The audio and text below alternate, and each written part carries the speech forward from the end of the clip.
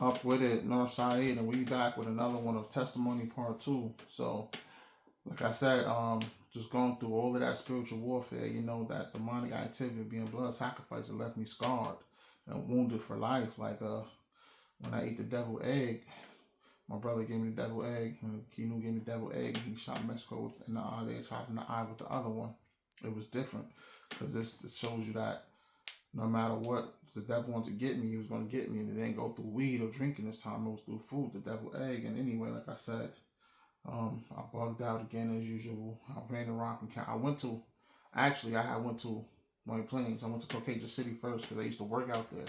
And I was trying to get some help from my brother because Cam lived out there. But he turned me away. So I had to defend for myself as a man supposed to. I was fucked up, because, he always talking about how he had killing everything, you feel me?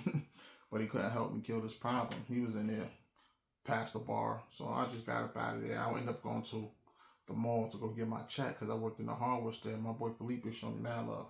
You know what I mean? So shout out to everybody who was out there dedicating their life for me and really helped me to be a better me and got me to where I'm at today. I appreciate you. So all my Gualas, all my Puerto Rocks, all my Mexicans, my Panamos, and to all my people, saying thank you. My Wild Hunteds, 100 BRK.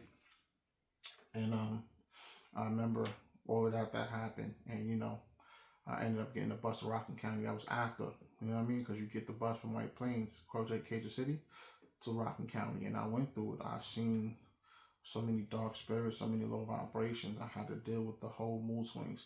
My hands, they were so corned I had them so much like corned up.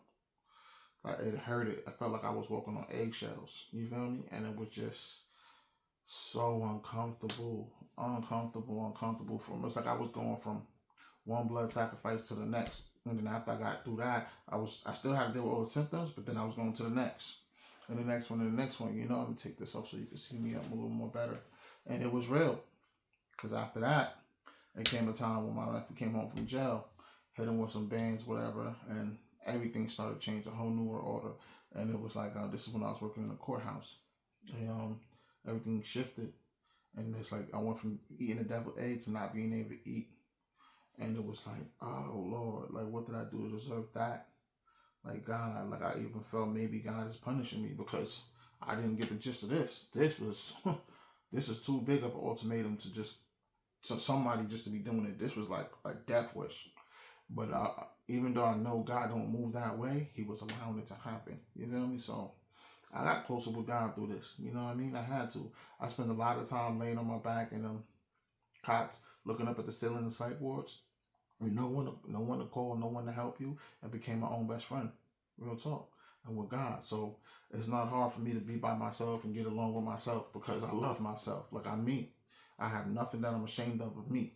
I got my lips, everything about me. I love me. This is who I am. North Side, God's plan. Who are you? So, like I was saying, when I couldn't eat, that's when I started picking up the habit of drinking. And a lot of people, we all talk about, like right now, if I just bust it out, yo, bro, well, yo, sis, yo, what would you do if you couldn't eat? And we all gonna throw in our hand. Oh, if I couldn't eat no food, this is what I do, and this is what I would do. The next person to the next person to this person, that person. Everybody would throw in and say what they would do, but literally, you really don't know what you were doing until you're in that situation, and who you can call and who you can't call. I stopped trusting people through all of the trauma and the hexes and the curses, the casting spells, the rituals they put me through. I couldn't trust people no more. I didn't even know how. I couldn't tell you who the real friend I had because I didn't have it. And the real ones who did, those are my brothers and my sisters, just us in this cold world. You know what I mean? And it was just like that, like Pac said, just me against the world. I started really feeling it more. And boy, it wasn't a good feeling. So when I couldn't eat, I picked up the habit of drinking. And I would drink liquor hard. So say if it was 5 o'clock, by the time it's 7 o'clock, I'm already at the bar. I'm already past the bar off of one bottle. You know what I'm saying? Like I couldn't eat no food. I was being tortured, going through it, living a living hell. A happy death day. It was even worse when Thanksgiving time came around because that's when all the food was around. Then after that, you got Christmas. After Christmas is the Happy New Year party. So I was just drinking from liquor. After liquor, I go back to bed. If it was too hot for my stomach, like flaring up, I keep doing like that. And I was just getting through Like I thought I was going to die 100%. Then at the last moment, God started letting me have things to nibble on. Then after that, I just started eating straight seafood. Then after that, I went to my homie Cassie's house one day. She lived across the street. That's my homie for life. Shout out to Cassie. Shout out to my jam rockers, all my Jamaicans, my coolies, huh, Trinidad, Antigua Mafia. I went over there and she had all this food in the house. And I just wanted to cry because it was like for the first time in my life, I felt uplifted. And I wanted to eat the food so bad from being starved. I didn't understand it. I just wanted to hug her so tight, the family, and just not let go because it's just so much.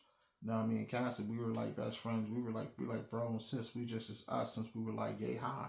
It's like everything I did, she'd be right there doing. Everything she did, I'd be right there doing. That's how close we were growing up. You feel me? Same as Chelsea.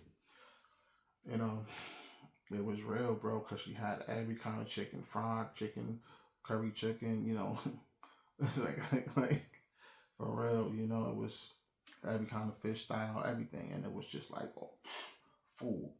Then it was like a little bit after that, I started eating food again, and I knew that there was a God if you need a reason, and God didn't do it to me, but He allowed it to happen to see the testimony of my faith and would I still choose to be loyal. How would I act? How would I change? Would I get closer to God? Would I give it up more to God? Would I say bump God? Like He really wanted to know if I was His child, and that proved it. And I've been rocking with God harder every day, more and more. And after that, more and more. And after that, more and more. Because I knew that was the way up. So this is how you got North CIED God's plan. You know what I mean? From there, we moved to 123 Haven. After my mother, they tried to shut down the house, and it was like the boss that I did have, he didn't like me. You know what I'm saying? And that was the last time I seen my house, the day he drove me home, because I used to work in the county courthouse up there, making money. And I didn't do it because it's something I love. I just was tired of always feeling empty and low, and I just needed something to do, just to prove that I was still a man, So, Mr. Reverend DeConyo, Mighty Con, you know what I'm saying? That's what I call him because he's a con artist, Reverend Conyo, Mighty Con. He stole my mother's house, a whole big story into that. And, of course, the Sam Rivers, the losers of what they do. You feel me? You drive back down the block, you drive outside from Brookside, the house. This is how you know we don't live there. And look, dirty, I done them. Yeah, it's a wrap with that house. You feel me? But like I said, we moved to the Haney's 123 in the Haven, the Haney's, And that's when after that, Spanish they introduced you to Kane, cocaine and powder for North Side Sosa, baby. That's when I came. I moved to the North Side, and then that's when Drake came out with the North Side God's plan. But in between that, we were staying with my sisters off of North Fulton, Hardaway. And then we moved to Mr. Patrick's. Yes, sir. Like Russ said, at my home with my hat trick, feeling like Patrick, we moved into that trap house, and here I am. And North Side God's plan. Drake came out with it, and I've been exposing the Illuminati, the secret society, the elite, the gatekeepers from then, and it feels good to actually be doing something good with my life, and giving back in a positive way. I've always been a role model.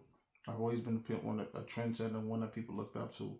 And I'm not saying it was negative. Like, I wasn't a devil worshiper, but it was for street stuff. Like, you feel me? Like, I was a role model and being that type of a person. You know what I mean? That people looked at. And I was like, I'm a role model to get people to get out them type of places that they used to be type, like, I put my own shoes on and tie my own shoes. I become my own entrepreneur. I become my own activist. And then you gotta feel like that in life, because there's gonna be times when even people you love the death you love the most, you depend on them too much, they won't be there for you. And when they're not, it'll break you down, because you give them so much of your energy. You gotta learn how to be your own man, your own woman, own and control your own destiny. And that's what I learned through the hard times. It gave me ambition and motivation. You know what I'm saying? To influence myself to be a better me. Everything that I went through, all the suffering and pain, it had its reasons, and it made me stronger and better. So, like I said, man, I'm just giving you my testimony of my faith. Stay on God time, and what? Not on demon time. Stay off of demon time, and stay on God time. And remember, I got you, you got me, we got each other, and God got us. Say it with me. Don't matter what faith or religion you choose to have their beliefs in. I got you, you got me, we got each other, and God got us. You can like, subscribe, and comment. This is not for a debate. You know what I'm saying? This is not a discussion. Real recognize real. So I'm going to say it again. It's not up for a debate. It's not up for a discussion. Real recognize real. Hmm? So you can tune into my channels on YouTube, Northside Guys Playing, on TikTok, Northside 123. You feel me? You can tune into me. You can catch me on Facebook, as you know. Catch me on Instagram, you know. And like I said, Northside Guys Playing. Up with it. Let's get it. Strengthen the bond daily. Till the next episode, Aces.